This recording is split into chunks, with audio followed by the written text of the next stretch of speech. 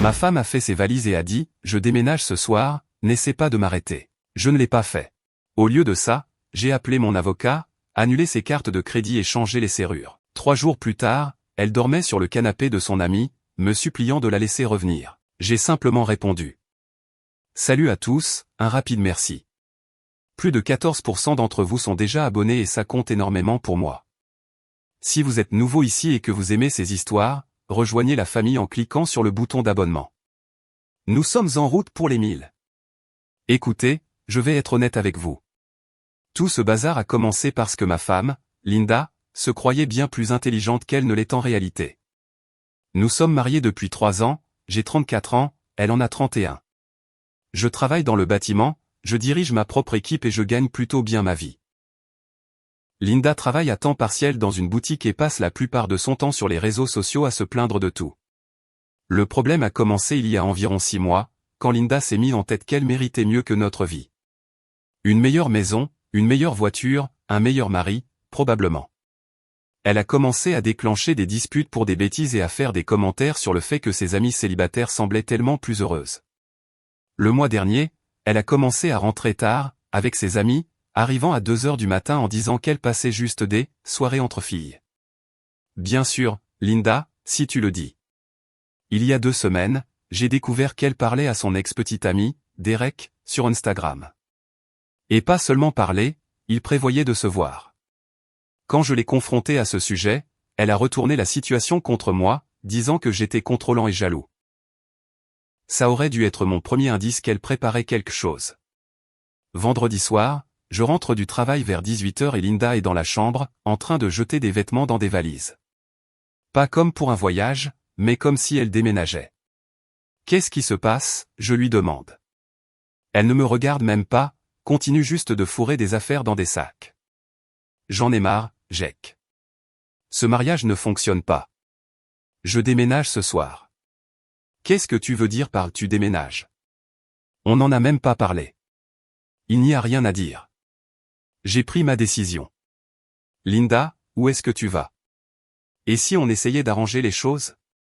Elle me regarde enfin, et son visage est froid, comme si elle était déjà complètement partie. Je vais rester chez mon amie Mélissa le temps de réfléchir. Et n'essaie pas de m'arrêter, car ma décision est prise. Je suis là, à regarder ma femme emballer notre mariage comme si ça ne signifiait rien pour elle. Alors c'est tout? 3 ans de mariage et tu t'en vas comme ça? Jack, j'ai besoin d'espace pour réfléchir à ce que je veux. Cette maison, cette vie, ce n'est plus assez pour moi. Pas assez pour toi. Je me sens piégé ici, comme si je gâchais ma vingtaine, coincé en banlieue, alors que je pourrais vivre ma vie. Elle a 31 ans, mais peu importe. Linda, si tu n'es pas heureuse, on peut en parler. Peut-être une thérapie ou... Je ne veux pas de thérapie. Je veux partir. Elle ferme la dernière valise et la traîne vers la porte. Je déménage ce soir. N'essaie pas de m'arrêter. C'est là que Linda a fait sa grosse erreur. Elle s'attendait à ce que je lui coure après, que je la supplie de rester, que je promette de changer, lui donnant ainsi tout le pouvoir dans la relation. Au lieu de ça, j'ai juste dit « d'accord ». Elle s'est arrêtée sur le seuil, l'air confuse. « D'accord ? Si tu veux partir, alors pars. Je ne vais pas t'arrêter.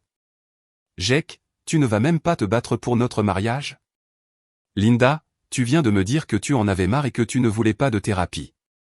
Pourquoi exactement suis-je censé me battre ? Elle est restée là 1 minute, comme si elle attendait que je m'effondre et que je la supplie. Comme je ne l'ai pas fait, elle s'est mise en colère. Très bien. Ne dis pas que je ne t'ai pas donné une chance de réparer ça. Et elle est partie. Dès que sa voiture a quitté l'allée, j'ai appelé mon avocat, Steve, un gars que je connais depuis le lycée et qui s'occupe de toutes mes affaires professionnelles. Steve, c'est Jack. Linda vient de partir. Elle a dit qu'elle en avait fini avec le mariage. Qu'est-ce que je dois faire pour me protéger? Jack, calme-toi. Elle est partie ce soir? Il y a 20 minutes.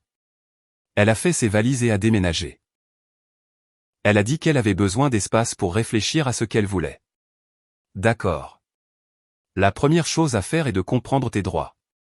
Est-ce que Linda est une utilisatrice autorisée sur tes cartes de crédit ou sont ceux des comptes joints?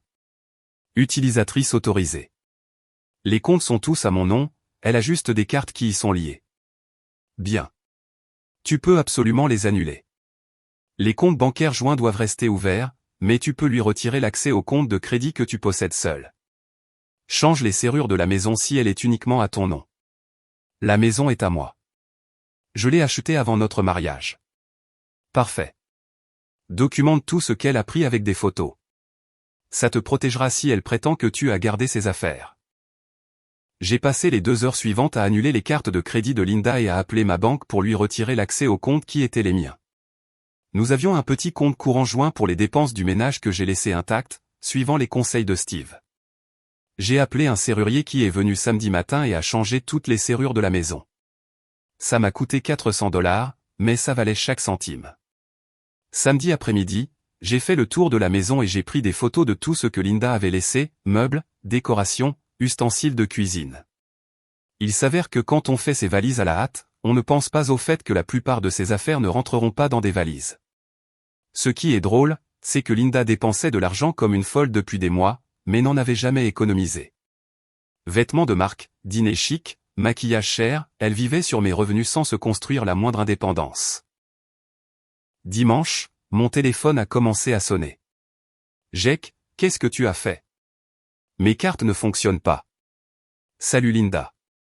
Tu as dit que tu déménageais, alors j'ai annulé ton accès d'utilisatrice autorisée à mes comptes. Tu ne peux pas me couper les vivres comme ça. En fait, si. C'était mes cartes de crédit, Linda. Je t'ai juste donné accès en tant que ma femme. Je n'ai pas dit que je voulais divorcer. J'ai dit que j'avais besoin d'espace. Quelle est la différence? Tu as déménagé et tu as dit que tu en avais fini avec notre mariage. La différence, c'est que je suis toujours ta femme et que j'ai toujours des droits. Des droits sur quoi, exactement? Tu as déménagé. Tu as dit que le mariage ne fonctionnait pas. Tu as dit que tu en avais marre. Jake, c'est ridicule. J'ai besoin d'argent pour les dépenses de base. Linda, tu as un travail. Et tu as pris de l'argent de notre compte joint hier. Utilise ça. Elle avait retiré environ $800 du compte joint en partant, j'avais vu le retrait. Ce n'est pas assez pour vivre. Alors tu aurais peut-être dû y penser avant de décider de partir. Elle m'a raccroché au nez. Lundi, l'amie de Linda, Melissa, m'a appelé. C'était intéressant, car c'était Melissa qui avait mis dans la tête de Linda l'idée de me quitter. Jake, c'est Melissa. Linda est chez moi et elle est vraiment en difficulté. C'est malheureux. Jake, elle a fait une erreur. Elle était sous le coup de l'émotion et n'a pas réfléchi. Melissa, Linda a fait des valises et a déménagé. Ça me semble assez réfléchi. Elle avait juste besoin d'un peu d'espace pour réfléchir. Ça ne veut pas dire qu'elle voulait mettre fin au mariage. En fait, c'est exactement ce que ça veut dire. Elle a dit qu'elle en avait marre. Jake, tu ne peux pas juste lui parler? Elle se rend compte qu'elle a surréagi. Melissa, c'est toi qui lui as dit de me quitter, tu te souviens? Tu as dit qu'elle était trop jeune pour être attachée. Silence à l'autre bout du fil. Ça fait des mois que tu dis à Linda qu'elle devrait explorer ses options et voir ce qu'il y a d'autre. Eh bien, maintenant, elle explore. Ne m'implique pas là-dedans. Jake, ce n'est pas juste. Ce qui n'est pas juste, c'est que l'ami de ma femme la convainc de faire exploser notre mariage parce que tu es amer à propos de ton propre divorce. J'ai raccroché. Mardi, Linda a rappelé elle-même. Jake, je dors sur le canapé de Melissa et ça ne va pas du tout. J'ai besoin de rentrer à la maison. Ce n'est plus ta maison, Linda. Tu as déménagé, tu te souviens? Jake, j'ai fait une erreur. J'ai écouté les mauvais conseils de Melissa. Alors c'était l'idée de Melissa? Elle n'arrêtait pas de me dire que je gâchais ma jeunesse en étant mariée, que je devrais voir ce qu'il y avait d'autre pendant que je suis encore jeune et attirante. Et tu l'as cru? Jake, je me rends compte maintenant que c'était stupide. Melissa est malheureuse et elle voulait que je sois malheureuse aussi. Linda, tu ne trouvais pas ça stupide jusqu'à ce que ta carte de crédit cesse de fonctionner. Ce n'est pas vrai. Linda, si je n'avais pas coupé ton accès à mon argent, est-ce que tu serais en train de m'appeler en ce moment? Elle n'a pas pu répondre. Jake, qu'est-ce que je dois faire pour arranger ça? Il n'y a rien à arranger. Tu voulais partir, tu es parti. J'ai changé d'avis. Dommage. Moi non. Mercredi, elle a essayé de se présenter à la maison. Elle a sonné pendant 10 minutes, puis a commencé à marteler la porte quand je n'ai pas répondu. Je la regardais par la fenêtre essayer son ancienne clé dans la serrure. Quand ça n'a pas marché, elle s'est mise à crier « Jake, je sais que tu es là. Ouvre la porte !» Mon voisin, Bob, est venu voir ce qui se passait. Je suis sorti pour lui parler. « Tout va bien, Jake ?» Linda a déménagé vendredi. Elle est contrariée que j'ai changé les serrures. Linda s'est immédiatement tournée vers Bob, comme s'il allait l'aider. « Bob, il m'a mise à la porte de ma propre maison. C'est de la folie. » Bob avait l'air confus. « Linda, tu ne m'as pas dit dimanche que tu étais enfin libre et prête à vivre ta vie ?» Son visage est devenu rouge. Apparemment, elle s'était vantée auprès des voisins de m'avoir quitté. Je me défoulais juste, Bob. Je ne voulais pas dire que je partais pour de bon. Ce n'est pas ce que tu as dit. Tu m'as dit que tu avais pitié des femmes mariées coincées avec des maris ennuyeux. Linda m'a lancé un regard comme si tout était de ma faute. Bob, c'était sorti de son contexte. Linda, tu m'as demandé si je connaissais des célibataires que tu pourrais rencontrer. Là, elle avait vraiment l'air paniquée. Jake, il faut qu'on parle. Laisse-moi entrer. Il n'y a rien à dire, Linda. Tu as fait ton choix. Jake, s'il te plaît. J'ai fait une erreur. J'étais sous le coup de l'émotion et j'ai dit des choses que je ne pensais pas. Quelles choses ne pensais-tu pas? Que le mariage ne fonctionnait pas? Que tu te sentais piégé? Que notre vie n'était pas assez pour toi? J'étais juste dépassé. Je n'ai pas réfléchi. Linda, tu as fait des valises et tu as déménagé. Tu as pris de l'argent de notre compte. Tu as dit aux voisins que tu étais libre. Tout ça est plutôt réfléchi. Elle s'est alors mise à pleurer. De vraies larmes, pas les fausses qu'elle utilisait quand elle voulait quelque chose. Jake, s'il te plaît, je t'aime. Je ne veux pas divorcer. C'est drôle, tu ne m'aimais pas assez pour me parler avant de partir. J'avais peur et j'étais confuse. Tu étais excitée, Linda. Bob vient de confirmer que tu te vantais d'être libre. Jake, je veux rentrer à la maison. Ce n'est plus ta maison. Tu y as renoncé quand tu as déménagé. Jeudi, elle a appelé mon travail, essayant de convaincre mon équipe de me persuader de la reprendre. Mon contremaître, Tony, lui a dit que j'étais occupé et a raccroché. Elle a ensuite appelé ma mère. Erreur encore plus grande. Ma mère n'a jamais beaucoup aimé Linda, la trouvant gâtée et immature. Quand Linda a appelé en pleurant pour dire que je l'avais mise à la porte, la réponse de ma mère a été parfaite. Linda, ça fait des mois que tu te plains d'être mariée. Jake a dit que tu lui avais dit que le mariage ne fonctionnait pas et que tu en avais marre. On dirait que tu as eu ce que tu voulais. Je ne le pensais pas comme ça. J'étais juste contrarié. Linda, tu as emballé tes affaires et tu as déménagé. Ce n'est pas être contrarié, c'est partir. Peux-tu s'il te plaît parler à Jake pour moi? Je ne m'en mêle pas. Tu as pris ta décision, maintenant vis avec. Mais je n'ai nulle part où aller. Linda, tu as 31 ans. Débrouille-toi, comme n'importe quel autre adulte. Vendredi, Steve m'a appelé avec des nouvelles. Jake, est-ce que Linda t'a contacté pour une réconciliation? Elle n'arrête pas d'appeler et d'envoyer des textos, mais elle veut surtout revenir. C'est intéressant. La plupart des gens qui partent n'essaient pas de revenir aussi vite, à moins qu'ils ne réalisent qu'ils ont fait une erreur financière. Que veux-tu dire? Linda pensait probablement que tu continuerais à la soutenir financièrement pendant qu'elle réfléchirait. Quand ça n'est pas arrivé, elle a réalisé à quel point l'indépendance coûte cher. Donc elle veut revenir pour la sécurité financière? C'est mon hypothèse. A-t-elle mentionné l'amour ou le fait de travailler sur le mariage? Seulement après que sa carte a cessé de fonctionner et qu'elle s'est retrouvée sur un canapé. Classique. Mon conseil est de rester sur ta position. Elle a pris une décision d'adulte, elle peut vivre avec les conséquences d'une adulte. Samedi, Linda s'est de nouveau présentée à la maison. Cette fois, elle a amené sa sœur, Amy, qui avait l'air embarrassée d'être là. J'ai ouvert la porte cette fois. Salut Jake, dit Amy.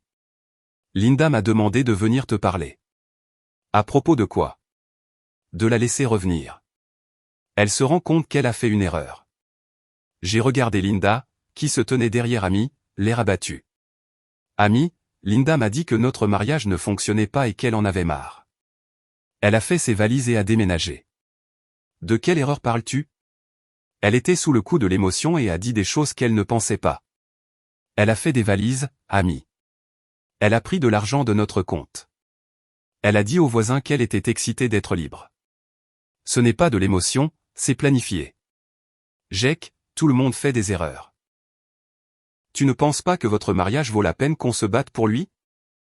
Je le pensais, mais pas Linda. Elle a abandonné sans même essayer d'arranger les choses. Elle veut essayer maintenant. Maintenant qu'elle dort sur un canapé et que ses cartes de crédit ne fonctionnent plus. Amy avait l'air mal à l'aise. Jake, ce n'est pas juste. Ce qui n'est pas juste, c'est que Linda abandonne notre mariage, puis s'attende à ce que je fasse comme si de rien n'était quand c'est devenu gênant pour elle. Linda a finalement parlé. Jake, j'irai en thérapie. Je ferai tout ce que tu veux. Linda, ce que je voulais, c'était une femme qui n'abandonnait pas notre mariage la première fois que son ami lui disait qu'elle pouvait trouver mieux. Tu n'es pas cette personne. Les gens peuvent changer.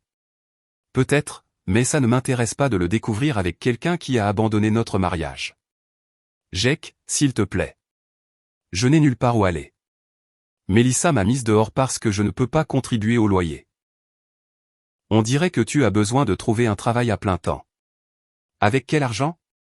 Tu m'as coupé l'accès au fonds. Linda, tu as un travail à temps partiel et tu as pris $800 en partant. La plupart des gens arrivent à survivre avec leurs propres revenus. Amy a tenté une dernière fois. Jake, tu ne l'aimes plus? Amy, j'aime la femme que j'ai épousée. La femme qui a fait ses valises et qui est partie est quelqu'un que je ne reconnais pas. Elles sont parties après ça. La semaine suivante, Linda a fait une dernière tentative désespérée. Elle a demandé à ma sœur, Karen, de m'appeler. Jake, Linda est venue me voir. Elle est vraiment en difficulté. J'en suis sûr, Karen. Elle vit maintenant chez ses parents. Elle a dû quitter son travail à la boutique parce qu'elle n'avait pas les moyens de payer l'essence pour s'y rendre. C'est malheureux. Jake, elle semble sincèrement désolée. Elle dit qu'elle a été influencée par de mauvais amis et qu'elle a fait une terrible erreur. Karen, Linda n'a pas fait une erreur. Elle a pris la décision calculée de quitter notre mariage. La seule chose qu'elle regrette, c'est que ça n'ait pas fonctionné comme elle l'avait prévu. Que veux-tu dire? Elle pensait qu'elle pouvait partir de manière spectaculaire et que je lui courais après en la suppliant de revenir. Au lieu de ça, j'ai accepté sa décision et je suis passé à autre chose. Jake, es-tu sûr de vouloir jeter 3 ans de mariage à la poubelle? Je ne jette rien, Karen. C'est Linda qui l'a déjà fait en faisant ses valises. 2 mois plus tard, Linda a tenté une dernière approche. Elle a demandé à un avocat de contacter Steve au sujet d'une réconciliation et d'un éventuel retrait de la procédure de divorce. Steve m'a appelé en riant. Jake, tu ne vas pas le croire. L'avocat de Linda a appelé pour demander si tu serais ouvert à une thérapie de couple au lieu du divorce. Qu'est-ce que tu lui as dit? Je lui ai dit que mon client était passé à autre chose et poursuivait la procédure de divorce comme prévu. Bien. Jake, la partie intéressante est ce que l'avocat de Linda a laissé échapper. Apparemment, elle a des difficultés financières et ses parents font pression sur elle pour qu'elle se remette avec toi ou qu'elle devienne complètement indépendante. Donc c'est une question d'argent. Ça doit l'être. Elle réalise que quitter un mariage signifie perdre la sécurité financière qui va avec. Le divorce a été prononcé le mois dernier. Linda a fini par déménager à 3 heures de route pour vivre avec ses parents. J'ai appris par ma sœur qu'elle a trouvé un travail à plein temps dans une agence d'assurance et qu'elle apprend lentement à subvenir à ses besoins. Elle m'a envoyé un texto après la finalisation du divorce pour me demander si on pouvait parler. Je n'ai pas répondu. La maison est paisible maintenant. Plus de drame, plus besoin de marcher sur des œufs autour de quelqu'un qui n'est jamais satisfait de ce qu'il a. J'ai recommencé à fréquenter quelqu'un il y a 2 semaines. J'ai rencontré une femme nommée Sarah, qui est enseignante. Elle a 29 ans et sa vie est en ordre. Elle est propriétaire de son logement, travaille à plein temps et ne cherche pas quelqu'un pour s'occuper d'elle financièrement. Quand j'ai parlé de Linda à Sarah, elle a dit quelque chose de très juste, on dirait qu'elle voulait te garder comme plan de secours pendant qu'elle explorait d'autres options. Quand ça n'a pas marché, elle a essayé de revenir à son filet de sécurité. C'est exactement ce que Linda voulait. Elle pensait qu'elle pouvait partir de manière spectaculaire et que j'allais rester assis à attendre qu'elle décide si elle voulait revenir. Au lieu de cela, elle a appris que les actions ont des conséquences et que certaines décisions ne peuvent pas être annulées. Linda a dit que je ne m'étais pas battu pour notre mariage. Elle a tort. Je me suis battu pour notre mariage tous les jours pendant 3 ans en étant fidèle, engagé et en travaillant pour construire une vie stable ensemble. C'est elle qui a abandonné notre mariage en une nuit parce que son ami divorcé et amer l'a convaincu qu'il pourrait y avoir quelque chose de mieux ailleurs. Il s'est avéré que non, mais le temps qu'elle le comprenne, j'avais déjà accepté sa décision et demandé le divorce.